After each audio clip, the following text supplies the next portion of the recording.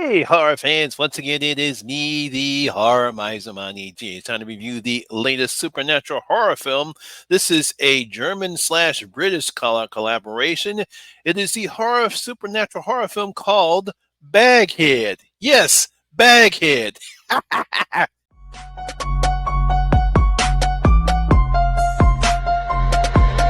ready for this?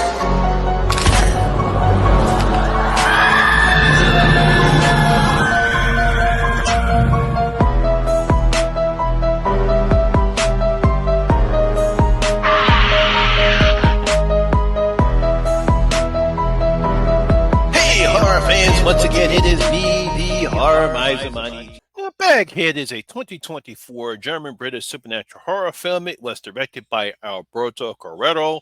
I think I pronounced that right. This was written by Christina Pams, Bryce McGuire, and Locron Riley. Now, the film stars Freya Allen, Ruby Baker, Jeremy Irvine, Paul Mullen, and Stefan Barrows. Now, in this film, a young woman inherits a rundown pub and discovers a dark secret within its basement. Baghead, a shape-shifting creature that will allow you to speak to your loved ones, but not without consequences. Oh boy. You know, horror fans, filmmakers continue to use a similar premise when it comes to certain horror films. Seem like they just cannot come up with anything original. You know, you take a young person or a group of young people, they go to a place that's in an isolated area and has no cell phone reception. Seems like we cannot get away from this particular setup in certain horror films. And then later on, we learn that the place is either haunted by a ghost or an evil spirit. It's a hunting ground for a creature or a monster, or the group is stalked by a serial killer. We've seen that play out all before in all types of horror films. Now, whether the premise works or not, or whether or not the film is successful or not, horror filmmakers continue to use this premise as a basis for their films. They just cannot seem to come up with anything original. And that's what Spanish filmmaker Alberto Carrero has given us with his latest project, based upon a short story with the same name called Baghead. Yes, I said it again, Baghead. I guess he couldn't come up with an original title. So, after a brief prologue, we are introduced to Iris Lark, a struggling young woman who has been evicted from her last apartment. Oh boy. Now, while staying at her best friend Katie's apartment, she receives a call that her estranged father has passed away and has inherited a rundown pub. She also learns that with the pub, there is a creature named Baghead that lives in the basement of the pub, and then she learns that the person, the Baghead, can shapeshift into a person's lost love. Now, this will lead Iris into the showering world where she and Katie discover the true nature of Baghead and her father's secrets involving the creature. And that's kind of basically what the film is about. Now, once again, we have a simple setup where we've seen this before in other horror films like this one, whether or not it's The Cabin in the Woods, some other horror films that we've seen before where, we have a group of young people or these young persons, they go into this isolated area. It's a nice place sometimes, but then something happens and we find out, oh no, this is a breeding ground for some type of monster, or this was on top of a burial ground is now being haunted by some evil spirit, or it's haunted by it was haunted by some murder that took place, and the murder person's spirit haunts the place because she wants to get her revenge. So it's like we've seen this set up before. However, I do actually like the premise, as I'm sure most people would love the idea of getting a chance to speak with a lost loved one, something that they never got a chance to do when the person was alive. I'm pretty sure anyone, if you actually had an opportunity to talk with a loved one that just passed away, and you actually had an opportunity to say something, then I believe you would actually take that chance. You know what? I'm going to actually. Now, of course, there is a limit on how long you can speak with your lost one before crazy shit happens and the loved one turns on you. Oh boy. Now, while the premise is interesting, and I did like that aspect of the film, Alberto and his team don't anything new as we get the same type of tropes that we've seen in this for, that we've seen in other horror films. Like I said before, it's an interesting premise. However, he resorts back to the same tropes that we've seen before. So while the premise is good, it's still the same thing.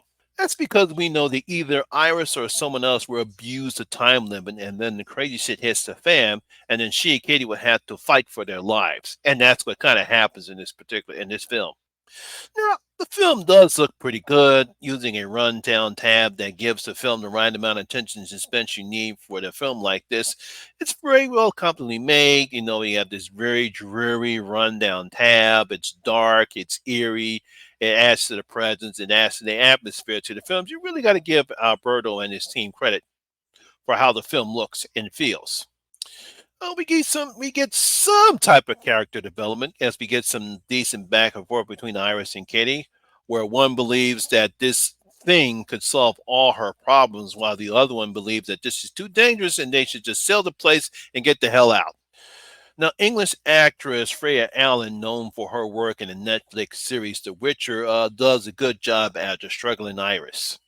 I mean, she plays Iris as a desperate young woman who will try anything to make herself a success she believes she can be, despite the danger. You know, everyone, when you're looking at this film, you're telling everyone, don't do that, sell the place and go. Of course, we wouldn't have movies she actually did that, but she believes she can do. She'll make the type of money that will actually get her where she wants to go, despite the danger. And playing with Baghead. Now, while she and Ruby Baker, who plays her best friend Katie, have great chemistry together, it's Jeremy Irvine's character Neil that brings the film ups and downs at times. No, we do understand his reasoning as the reason why he wants to use Baghead, but as the film progresses, his motivation changes out of nowhere, especially when we get to the third act of the film. It seems like he's the reason why the events take place is not really about what's going on with Iris or Katie. He seems to be the main focus of the particular film, and then when his motivation changes, really just comes out of nowhere, and it kind of doesn't make sense.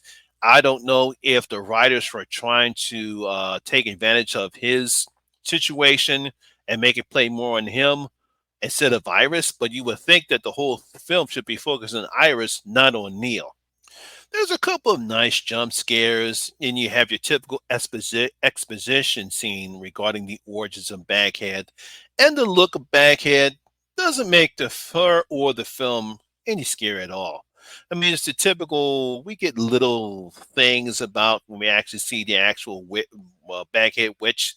That's what she's supposed to be, but we really don't get that much of her. And it would have been nice to see a little bit of her, but we don't get that much of her. But she's really not that scary. And the film is not really that scary neither.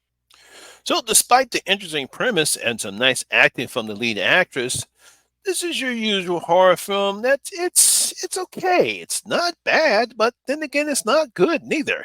So I'm going to give Baghead, still can't get over that name, only 2 out of my 5 bloody gold coins. It's not a bad horror film. I've seen worse, but it's the typical stuff that we've seen before. It's nothing anything new in the film at all.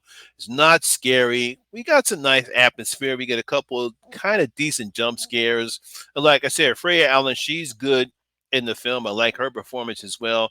I thought Ruby Parker also did a good job as well. But it's like, for some reason, I don't know why they decided to have most of the things focus on Neil. It probably would have made more sense if they would have actually put the emphasis on Iris. That kind of made more sense. Neil, I don't know why, but then again, what do we know? So there you have it, guys. That is my review of Baghead. I hope you did enjoy it. If you did, please give it a thumbs up, like, and share. It really helps out with the YouTube algorithm. Have you seen Baghead? I believe it's playing on Shudder. If you have, what do you thought about the film? Leave your comments in the comment section below. Tell you thought about Baghead. Also, if you're new here, please hit that subscribe button. Ring that notification bell. That way you'll be notified anytime when I put a new video such as this one. Once again, my name is Lamont Smith, better known as the Horror Miser Money G. And always remember that horror rules. And I'll see you in my next video. I gotta stay safe out there.